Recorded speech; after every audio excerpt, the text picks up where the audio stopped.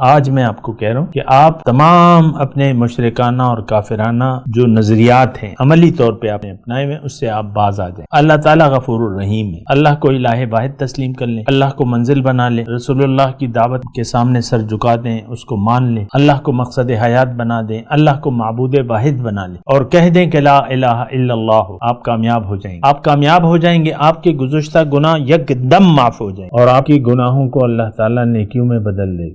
اس سے زیادہ کوئی خوشخبری کی بات ہو سکتی ہے؟ فَأُولَٰئِکَ يُبَدِّلُ اللَّهُ سَیِّئَاتِهِمْ حَسَنَاتٍ۔ اگر ایمان کی روش اگر آپ نے اپنا لی، دیکھیں مایوسی کفر ہے، مایوسی نہیں ہے۔ اللہ تعالیٰ کا بڑا حلیم ہے، بردبار۔ انسان مہلت کے وقت میں اگر توبہ کر لے، اپنے گزشتہ غلط عقائد اور طرز عمل سے باز آ جائے، اللہ تعالیٰ فرما رہے میں تو غفور الرحیم، مجھے تو تمہارا یعنی توبہ کرنا بہت زیادہ محبوب ہے۔ اللہ تعالیٰ انسان کے بندے کے توبہ کرنے سے بہت زیادہ خوش ہوتا ہے۔